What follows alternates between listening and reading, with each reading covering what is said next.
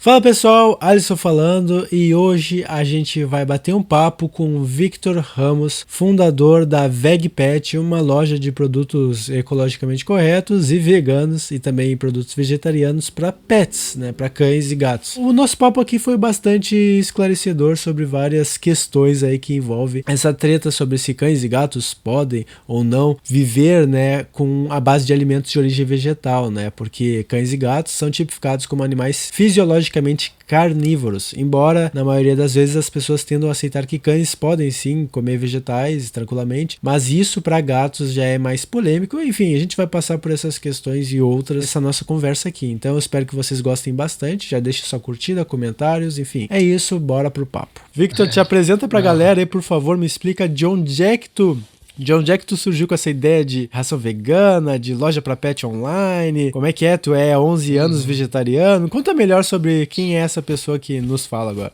Cara, maravilha. Primeiro, obrigado aí pelo convite, Alisson, de poder compartilhar um pouquinho. E a gente já tá nessa jornada aí, já tem 7 anos de loja, né? Então, eu me formei na área de tecnologia, né? Vim dessa área de TI, bem tradicional. Então, sempre procurei trabalhar em corporativo, passei pelas maiores ali, tipo IBM, BASF, Ericsson, e sempre com essa pegada muito forte de me desenvolver no mercado normal, tradicional, né? Então, tinha essa vontade, tinha esse objetivo. E em 2011, cara, eu deixei de comer carne, comecei já a fazer a transição ali no meio do ano, um mês depois eu já tinha tirado todas as carnes, né? Ainda falo que sou vegetariano porque eventualmente como alguma coisa de derivado de lácteo, né? E ali, em 2014, eu já conhecia que existia uma ração vegetariana no Brasil. E não é de agora, sabe? A ração vegetariana, ela já existe desde 1998. Então foi algo bem pioneiro ali do veterinário que desenvolveu, né? Ele estava num congresso internacional, ele foi vendo algumas tendências, a parte de assimilação da proteína vegetal. E aí ele fez essa introdução no Brasil, né, dessa ração. E aí eu tenho 2 pets em casa, né? A gente adotou o Frodo, o Rufus também mora com a gente, e eu já queria dar essa ração lá em 2013, foi quando eles vieram para casa. E cara, eu procurava em vários lugares assim, de revenda, de loja, e era muito difícil de encontrar. E aí eu pensei, falei, pô, eu tenho essa coisa de querer, né, empreender, eu gosto dessa parte de mercado digital, do online, marketing digital,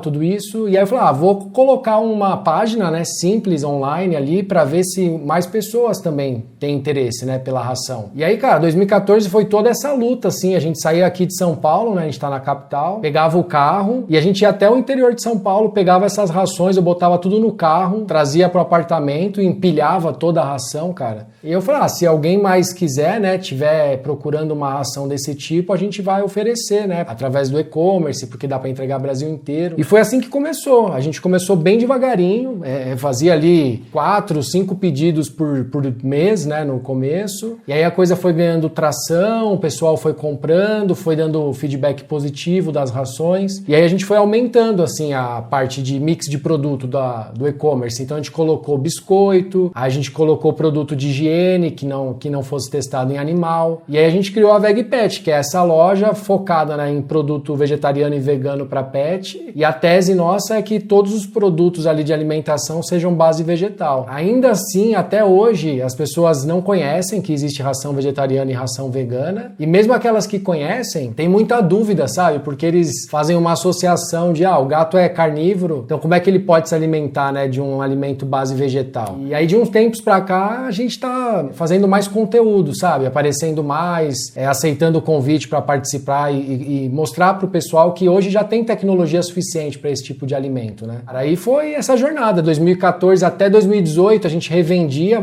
as rações, aí a gente fez uma rodada de captação de investimento, então é o que eu falei, eu gosto muito desse mercado de startup, de negócios, né? Então a gente fez um projeto, conseguiu captar, antes mesmo de várias outras empresas que estão aparecendo agora, né? Que estão investindo em empresas veganas, fundos veganos, lá em 2017 a gente já estava levantando essa bandeira, né? E aí a gente lançou a Bicho Green, que foi a primeira ração vegana no Brasil para cão e gato. Essas dúvidas que eu vejo que é mais uma oportunidade nossa de levar informação. A pessoa, quando ela levanta a mão e ela é vegana e fala, isso não pode, eu escolhi o veganismo para mim, mas para o meu pet eu acho um absurdo querer mudar a natureza dele. São para mim formas de mostrar para essa pessoa que vamos pensar um pouquinho mesmo numa ração tradicional que hoje já não tem carne ali envolvida, né? Sem contar toda a parte de exploração animal, essas coisas todas que para mim pega bastante, né? Então tem sido desafiador, mas ao mesmo tempo é uma bandeira que a gente levantou e vai até o final com ela, sabe? Até essa ração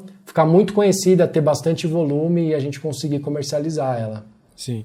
Pelo visto, funcionou tanto a ponto de vocês criarem um produto novo. Tu ter que contratar gente veterinária, sei lá, especialistas, pessoal que mexe com engenharia alimentar. Como é que foi essa história aí de tu pular do e-commerce para um trabalho que é industrial? Como é que foi isso aí? Tu teve que contratar muita gente? Teve um desafio burocrático com a legislação? Conta um pouquinho dessa história e até para quem tem interesse em trazer mais empreendimentos veganos, ter uma noção da realidade da dificuldade que é no Brasil fazer isso. Cara, e é muito legal essa pergunta, Alex, porque para você lançar um produto, você tem que vencer diversas etapas. Então, a primeira delas é a que você trouxe, que é a parte técnica do desenvolvimento da ração. E aí já cabe uma informação que às vezes as pessoas elas não sabem, mas a pessoa que faz a formulação de um alimento para pet, a especialização dessa pessoa é em zootecnia. Então, não é uma pessoa necessariamente que fez veterinária. E aí tem muitas pessoas, né, que cursam veterinária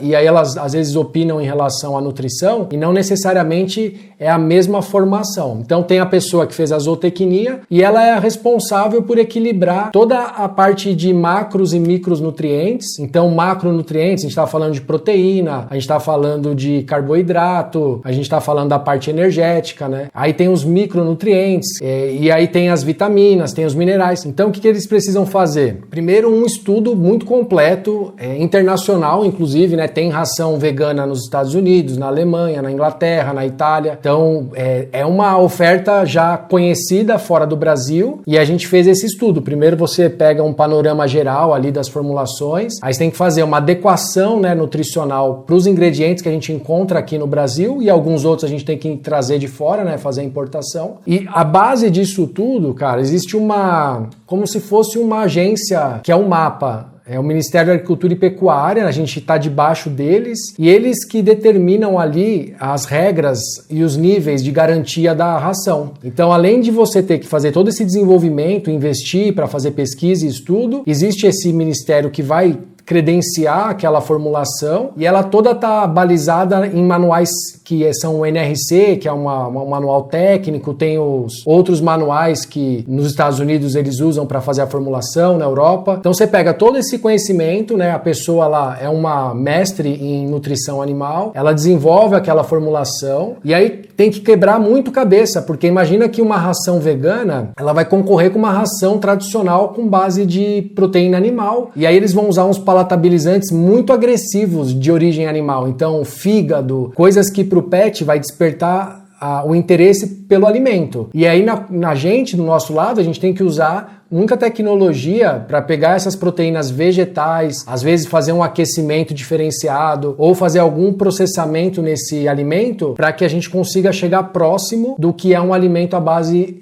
de proteína convencional, né, que a indústria já está bem acostumada. Então o primeiro passo foi esse, a gente faz toda essa parte de formulação, desenvolvimento. Vencida essa etapa, você tem que fazer todo o desenvolvimento de embalagem, que é um investimento muito alto. Então se a galera, às vezes o pessoal me pede ali na rede social ou no vídeo, poxa, por que vocês não lançam ração urinária? Por que vocês não lançam ração para filhote? Por que vocês não lançam ração para gatos castrados? Porque o mercado de ração, ele funciona desse jeito, ele tem ração para todo tipo de pet ali, de classificação, de raça, de porte, e nós somos uma empresa enxuta, né? Sou eu, a Thaís, que é minha esposa, a gente tem uma pessoa que ajuda no atendimento, que é a Estefânia, que inclusive fez a ponte aí entre a gente, super querida, que era cliente, agora trabalha com a gente. E a gente faz toda a terceirização da logística, então toda a separação de pedido, recebimento de material, a gente tem uma empresa parceira e basicamente somos nós três aqui operando todo o negócio. E a gente tenta, já há muito tempo, assim, de falar com um veterinário, de falar com o pessoal que é o formador de opinião nessa área de nutrição, para mostrar, falando, olha, existe um alimento completo, existe até gente dentro da academia que é pós-doutor em alimentação e nutrição, falando que é possível esse tipo de alimento, né? Então é um trabalho que você tem que desenvolver a parte de produto, aí você tem todo um investimento para fazer o acabamento dele, embalagem, distribuição, armazenamento, e depois um trabalho de educação, tanto para o público que já é vegetariano e vegano, que tem bastante resistência, quanto o público que não está buscando esse perfil de alimento, mas a gente tem que chamar a atenção deles de alguma forma. E às vezes falar que a ração é vegana, ao invés de causar o efeito que a gente espera, né, que a pessoa vai falar, pô, que legal, eu vou ter um alimento base vegetal, mais natural, mais saudável, sem envolver nada de crueldade animal, às vezes gera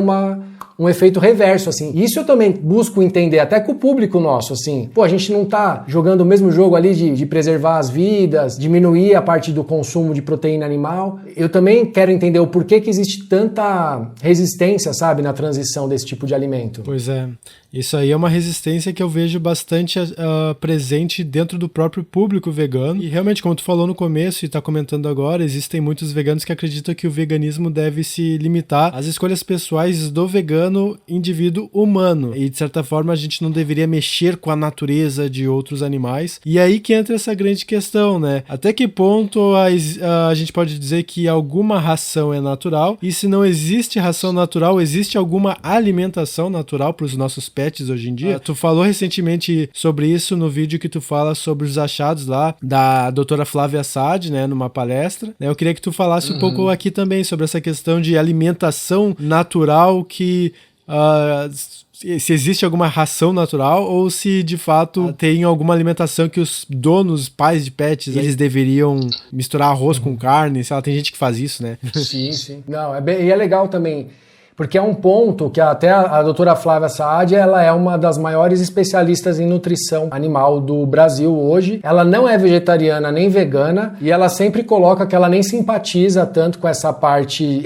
mais filosófica e ideológica. Mas o que ela fala na palestra? Existe a preferência alimentar dos animais e existe a alimentação que ela é mais biologicamente próxima do que seria encontrado na natureza. Ela trouxe o exemplo do panda, que ele tem uma estrutura carnívora, né? Então, através das classificações ali das presas, do comprimento do intestino, ele entra lá nos urcídeos, que é uma família carnívora, só que a preferência alimentar dele é pelo bambu. Então, ela não colocou dessa forma, né? Então, não é dizer que o panda é herbívoro, ele é um animal carnívoro, mas ele tem uma preferência alimentar por vegetais. E ela comentou que existem outros na natureza que seguem nessa direção. Eu dificilmente entro muito nessa tese de evolução, porque o que eu entendo? Hoje o cão doméstico e o gato doméstico já não é mais um animal da natureza, sabe? Eles foram acostumados a morar na nossa casa, a ter essa proximidade, essa relação quase de humanização mesmo. E o alimento, na hora que a gente escolhe uma ração comercial, que é essas rações tradicionais, isso já não é uma alimentação biologicamente que ele vai encontrar na natureza, né? E tem até a questão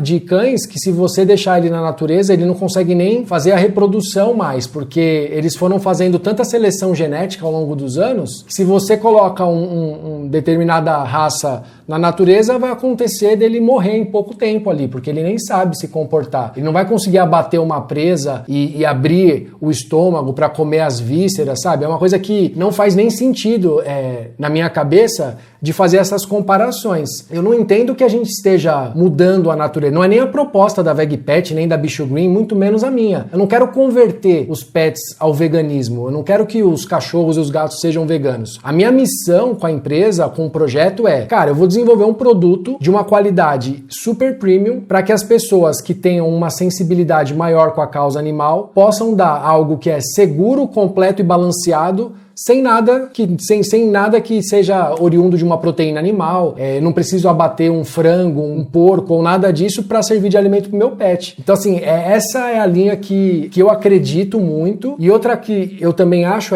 só quando a gente tornar esse alimento muito acessível, muito competitivo com outras rações e o público geral, mesmo que não seja vegetariano ou vegano, optar por esse alimento, é que a gente vai conseguir fazer a transição dessa cadeia de produção. Então, assim, eu acredito acredito nesse meu ativismo pela causa através de criar um empreendimento que ele seja competitivo o suficiente para substituir uma matriz que usa animais na cadeia de consumo. E assim, aí tem várias questões que a gente vai trabalhando, né? Sim. Tu percebeu que existem pessoas que estão interessadas nesse tipo de produto e tu vai lá e realiza a oferta. A parte da demanda, ela emperra em certo momento porque existe essa crença popular, né, de que os cães e gatos precisam de alimentações naturais e o entendimento sobre o natural é como se o cachorro ou o gato fosse, sei lá, o lobo ou o leão, né?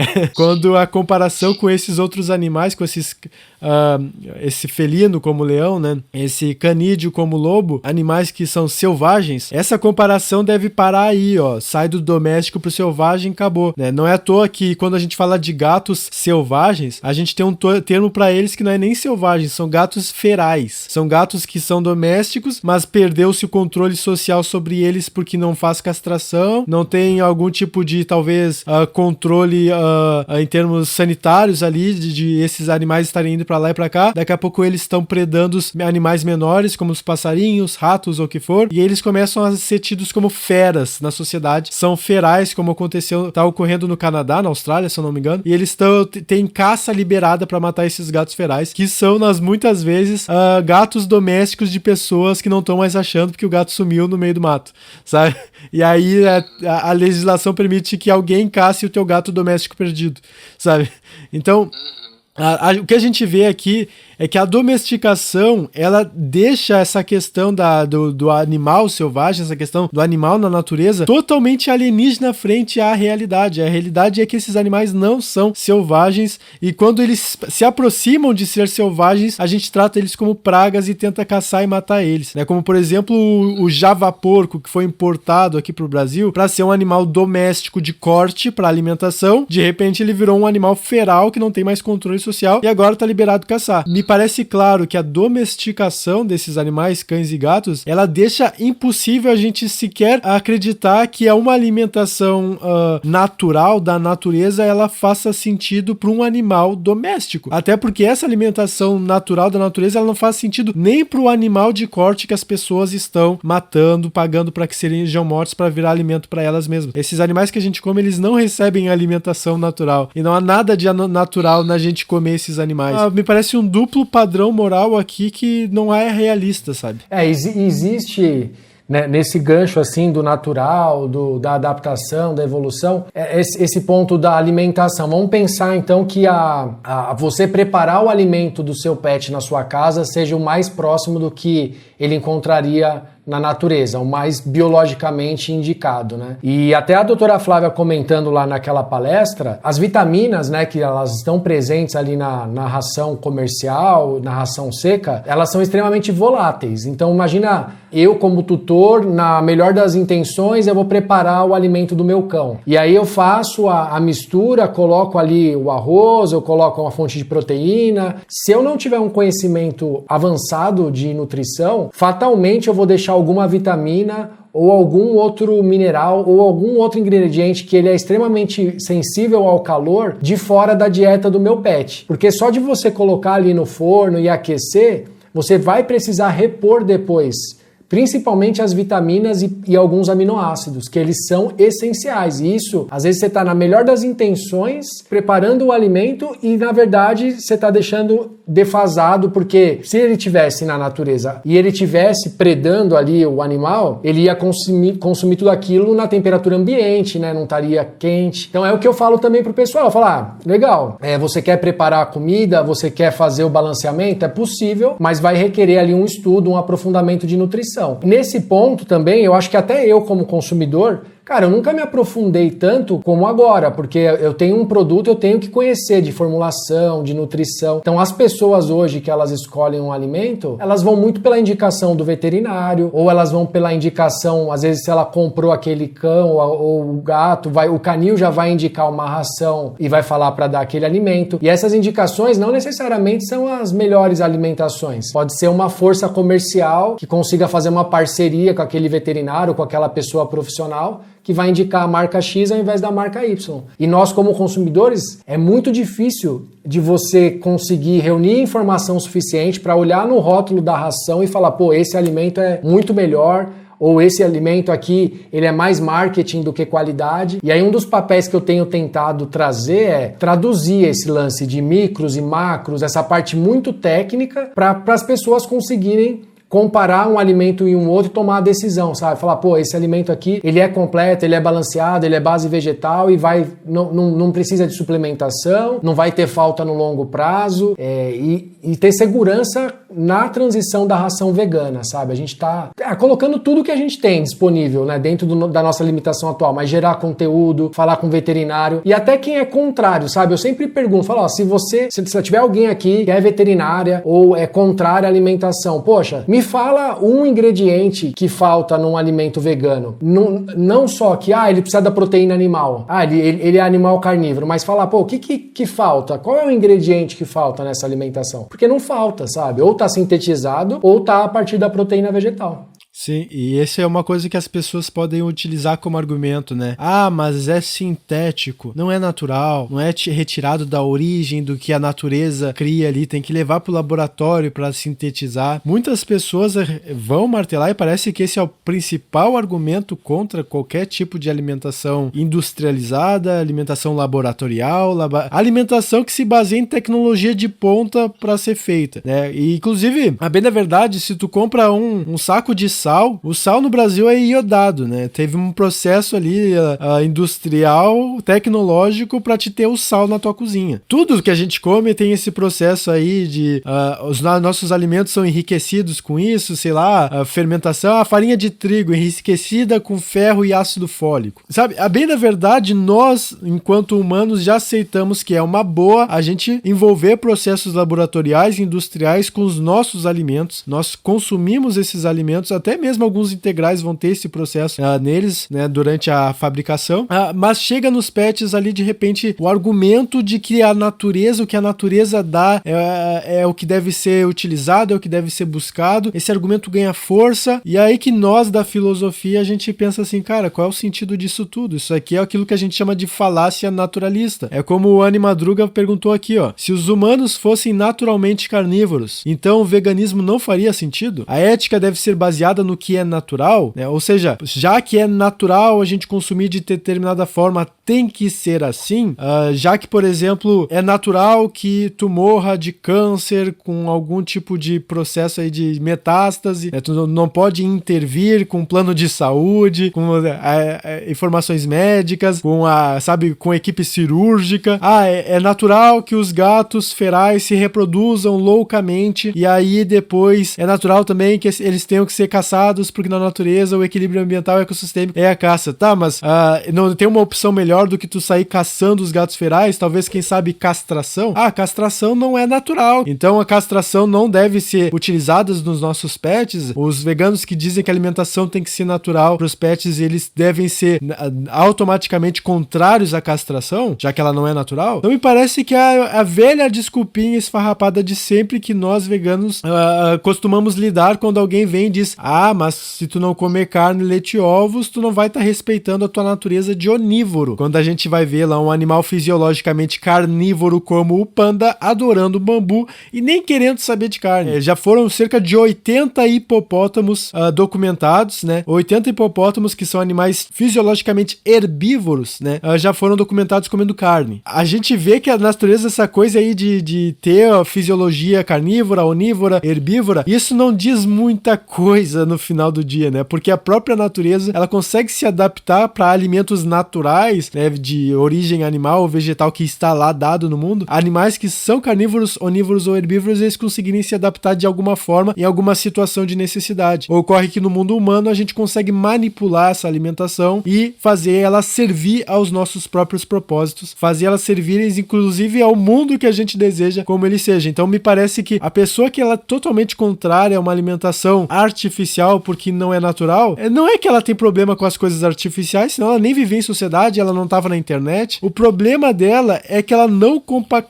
compactua com essa visão de mundo de buscar um mundo no qual isso seja comum. Ela acha que isso não deve ser assim e ela tem uma outra opinião. E no final é só essa discussão. A minha opinião é outra. E não porque eu realmente sei o que é natural, porque eu sei o que é bom. É só porque eu tenho preconceito mesmo. Pelo menos é o que eu sinto.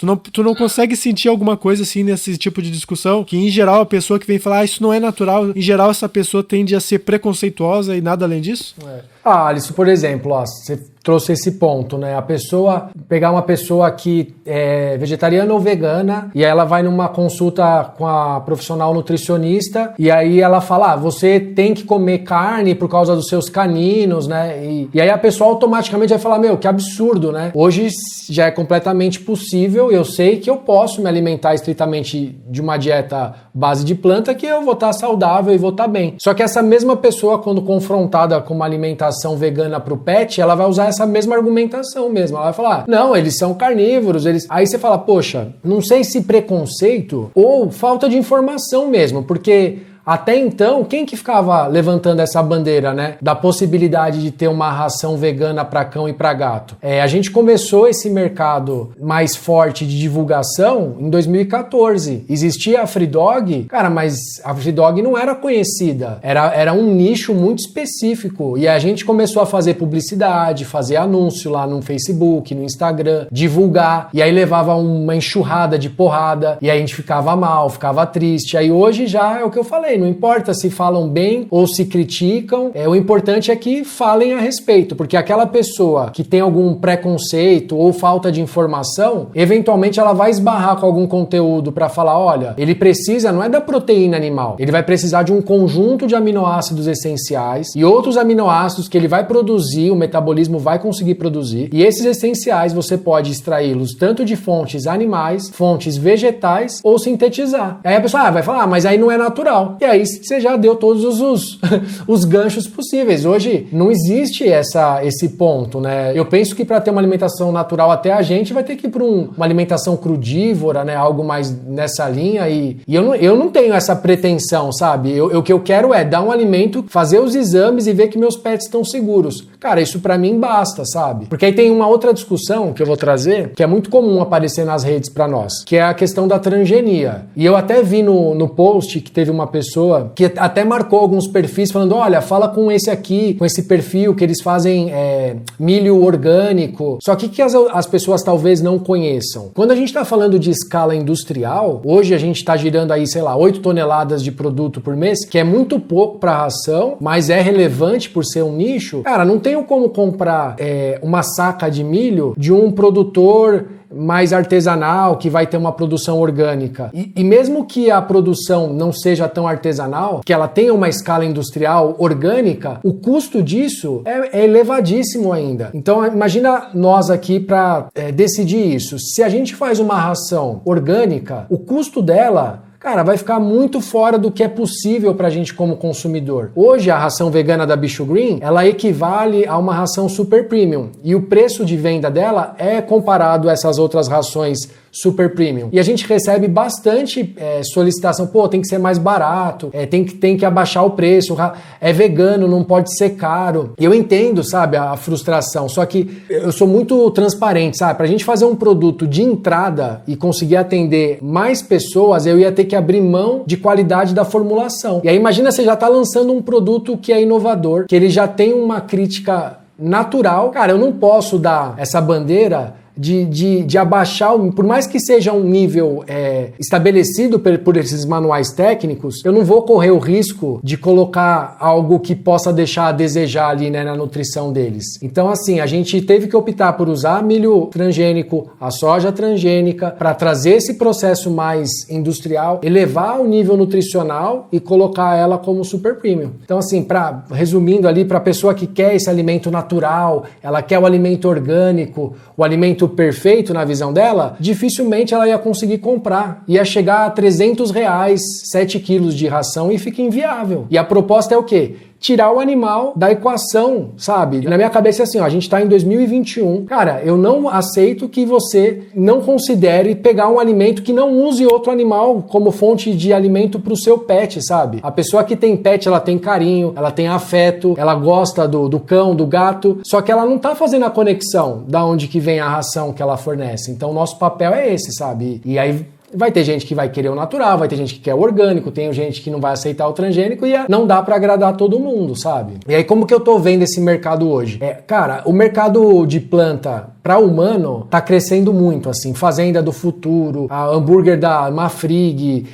gostem ou não, a JBS comprou uma indústria de proteína vegetal da Europa. Então assim, ó, existe uma visão no mundo de negócios que é muito clara. Ou a gente vai mudar a nossa matriz de consumo, ou o planeta não aguenta. E não é mais algo legal, descolado de falar, é assim, ou vai mudar ou vai mudar. E aí tem todas essas empresas investindo em tecnologia, em combinação de moléculas, para você se aproximar do gosto, da textura. E a gente vai surfar essa onda, porque isso vai chegar no mundo pet. E se a gente conseguir, e a gente tem conseguido nesses últimos 7 anos, né, se manter no mercado, levando informação, crescendo, mesmo que é pouquinho, mas, pô, crescendo, fazendo parceria que nem a gente tá fazendo agora. Aí daqui a pouco alguém também do nosso segmento fala, pô, deixa eu também chamar para conversar, deixa eu falar que existe. Eu acho que aí as pessoas vão conhecer mais. E outra coisa que eu sempre falo nas propagandas, é só olhar a quantidade de depoimento que a ração tem, sabe? É óbvio que eu vou puxar a sardinha pro produto, mas pega uma ração tradicional e olha lá as avaliações e pega as rações da Bicho Green. Cara, é impressionante, assim, melhora de alergia, melhora a lágrima ácida, digestibilidade, vitalidade. Vai acontecer com todos? Claro que não. Não é, vai dar essa ração, a alergia vai sumir, não é nada disso. Só que ela é mais fácil de digerir, já tem estudo mostrando que digestibilidade é melhor. Talvez esse marketing mostrando os benefícios, os depoimentos, ele é mais lento um pouco, né? Mas eu acredito nesse tipo de ativismo, assim, é o que eu me identifico mais, sabe? De levar o produto, de mostrar, de ser resiliente o suficiente, de ter casca para tomar porrada de quem precisar, pra gente crescer a operação, sabe? Eu acho que o ativista, ele tem um papel importante, que ele vai pra rua, ele faz um ato ali, cara, é 10. Aí tem a pessoa que vai produzir audiovisual, por exemplo, no seu caso, tem um canal, você tá no nicho de educação, 10. E tem que ter a galera empreendendo, sabe? Trazendo produto, lançando, mostrando pro mercado financeiro que é viável, que é lucrativo. Então tudo isso ajuda. Sim. A gente acredita que o que realmente vai mudar o mercado, vai mudar, no caso, as pessoas, os hábitos diários das pessoas em torno da exploração dos animais, é algo que vai em direção à oferta de alternativas. Tu não precisa ser vegano para agir como um vegano. Tu não precisa ser vegano, se identificar como um vegano para socorrer animais, salvar animais ou mesmo evitar que animais sofram por conta da tua existência. E se houver um contexto no qual tu ser vegano é tão fácil ao ponto de que tu nem precisa dizer que tu é vegano, porque isso já tá meio que dado, tal como, por exemplo, eu não preciso estar dentro do estereótipo do gaúcho para ser visto como gaúcho, dado que a realidade no qual eu vivo, ela já me torna gaúcho. Então, esse é o ponto da parte da oferta. Se a gente estiver numa realidade onde tu simplesmente, aquilo que tá no mercado, os serviços que tu usa, as pessoas com que tu se contata, o estilo de vida que tu mantém, se a tua vida tem o mesmo peso da vida de um vegano, tu não precisa da identificação social da causa para ser tido em termos de consequências como um vegano. Então, esse é o mundo que a gente vai buscando e ele vai acelerando na medida, muito mais por parte da oferta de bens e serviços e de facilidade de acesso e de talvez algum tipo de modismo em torno desses hábitos veganos, do que em torno de as pessoas efetivamente se dizerem, eu sou vegano, olhe para mim, né, e tem que ser vegano, você também seja. Então, eu acho que o teu trabalho acaba sendo essencial aqui por ele facilitar a transição de muitas pessoas, uma transição que muitas vezes vai ser até inconsciente. Eu virei vegano e nem percebi. Então, eu acho que esse é o maior impacto, esse é o que realmente vai trazer algum tipo de mudança aqui. Mas tu trouxe esse ponto que é muito importante mesmo. A parte da educação, ela é, no momento que a gente está vivendo, aquilo que vai potencializar ainda mais a demanda. No momento, a gente precisa de muita educação de base para as pessoas entenderem que ração vegana não é uma coisa alienígena, para que aí a demanda comece a ser mais elástica, né? Ela começa as pessoas ficarem mais abertas à ideia e elas começam, na hora de ver na prateleira entre a ração vegana e a não vegana, ela começa a considerar, hoje eu vou pegar a vegana, vai que o meu pet gosta. E aí uma coisa que comentaram aqui, da gente fazer teste cego entre a ração vegana e a ração que não é vegana, as duas super premium, e ver qual cachorro o pet da pessoa gosta. Sim. O lance, a gente pensou em fazer esse lance de teste cego.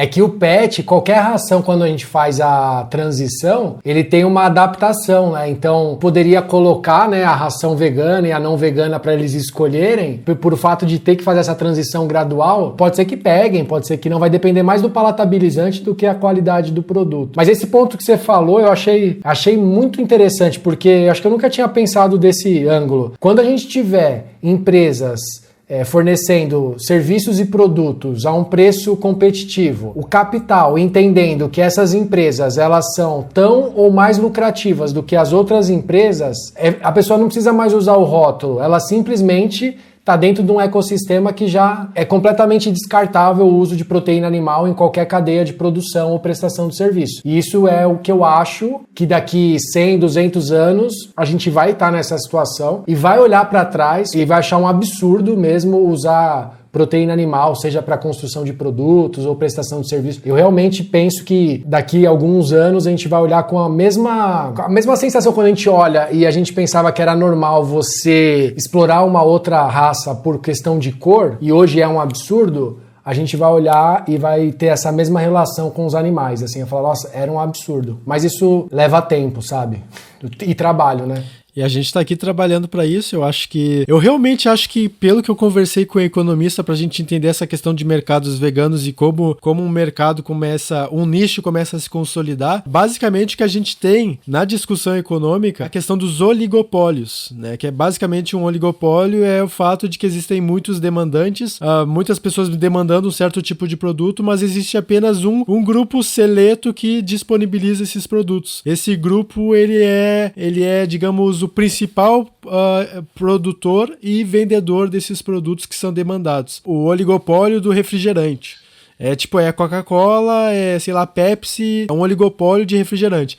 Tem as marcas minoritárias, mas a pessoa que vai no mercado e na hora de escolher a Coca-Cola ou a Pepsi, ela vai atrás daquilo que ela já sabe que é bom, daquilo que já está estabelecido, daquilo que ela já vê que a mídia fala bem. O oligopólio, ele se estabelece assim, muito com é um dos primeiros a lançar uma oferta para uma demanda que está ali, né? O que eu estou querendo dizer aqui é que tu pode se manter muito otimista, porque tu não tem concorrente. Quando o mercado for começar a se abrir para a ração vegana seriamente, o pessoal vai consultar o histórico e vai ver. Antes de virar modinha, a Bicho Green já estava ali. Antes de virar modinha, o Victor Ramos já estava ali trabalhando, tentando facilitar a Free Dog vegetariana, depois tentando ofertar algo que ninguém ofertava, que era uma ração vegana, e de repente, vai ter um momento em que a coisa vai explodir, tu vai te estabelecer, e aí tudo que tu tem que fazer é manter os teus níveis de sucesso, de vendas, de marketing, de fazer os teus clientes sempre satisfeitos. Então,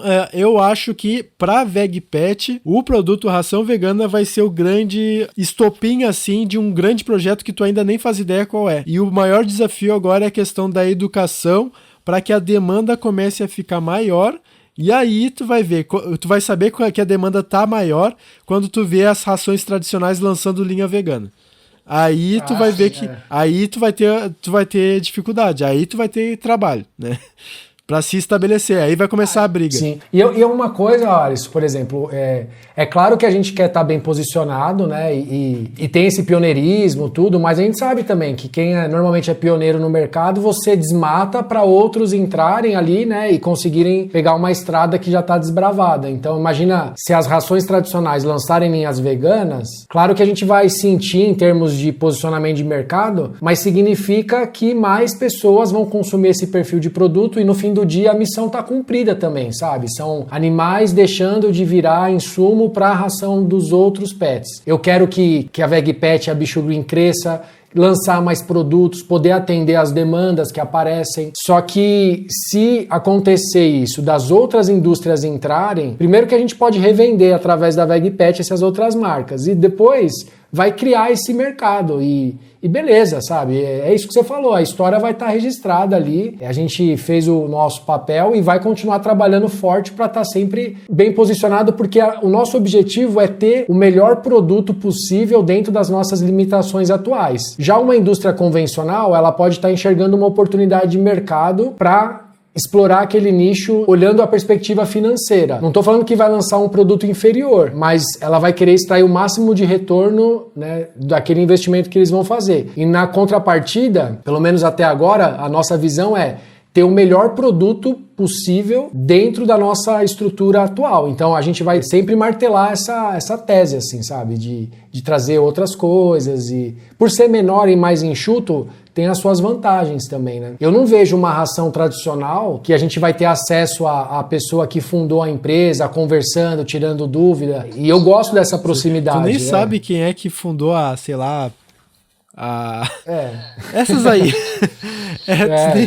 É muito... É alienígena, é mais isso, é propaganda na TV ou sei lá. E aí que eu te pergunto, como é que tá essa questão de levar a Bicho Green para os mercados brasileiros? Por exemplo, existe alguma rede de supermercado com a Bicho Green? Porque geralmente lojas de pets é mais nichado, mas rede de supermercado, já existe esse contato? Lá no sul, aí no sul, né? A Zafari, e eles revendiam, né? Eles também são posicionados mais como varejo de supermercado. E aí a maioria é rede pet mesmo, a Pets, a Pet Love. Então, assim, aos poucos a gente vai entrando, porque essas redes maiores de varejo, sei lá, Pão de Açúcar, Carrefour, eles só vão colocar esse perfil de produto quando já tiver a demanda pronta. E para você conseguir desenvolver demanda, você tem que investir um volume de capital muito alto. Então, para nós, assim, conseguir criar a demanda pela ração vegana, a gente teria que estar fazendo esse trabalho de investimento em marketing, tá aparecendo com todos os influenciadores do nosso nicho, fazendo publicidade na internet, para que as pessoas comecem a despertar o interesse. Então, o que eu vejo, assim, essas redes, elas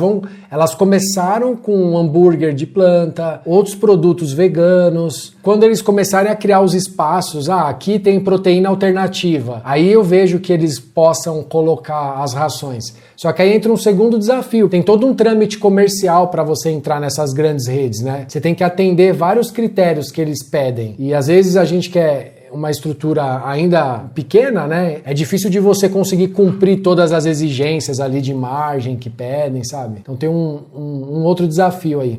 Mas vai ter, viu, Alisson? A gente já conversou com algumas, que aí não deu certo de atender. E eu acredito muito que nos próximos 2, 3 anos a gente comece a ver mais a Bicho Green por aí. E eu queria muito que, por exemplo, as pessoas lá do e-commerce compram. Para as pessoas falarem para os pet shops que elas dão esse tipo de ração. Porque é mais fácil até para a pessoa, às vezes, que está no sul, pegar de um pet shop do bairro dela do que comprar do e-commerce que a gente vai mandar pelos correios ou transportadora. Então, acho que tem essa troca também. A gente, como empresa, mas os clientes também darem essa força para nós, assim, de estimular, de divulgar, de falar que existe. Só assim eu acho que a gente vai conseguir tração suficiente. Então, pessoal, essa foi a nossa conversa com Victor Ramos, empreendedor, fundador da VegPet. Conheçam o trabalho do Victor, conheçam a VegPet. Vai ter cupom de desconto, inclusive, para adquirirem produtos veganos lá da VegPet na descrição deste vídeo. Mas o ideal, depois que tu faz a transição e tu vê a satisfação dos pets, é tu sempre manter, até porque isso é uma forma da gente respeitar outros animais que muitas vezes a gente não tá vendo. Talvez eu traga ele mais vezes aqui para fazer mais e mais conversas. Tá? Enquanto o que nos cabe aqui, o que eu convido a vocês fazerem é realmente pelo menos acessarem o site vegpet.com.br para conhecerem um pouquinho mais desse universo vegano para cães e gatos, tá? Então é isso, pessoal, forte abraço e a gente se vê na seção de comentários. Falou!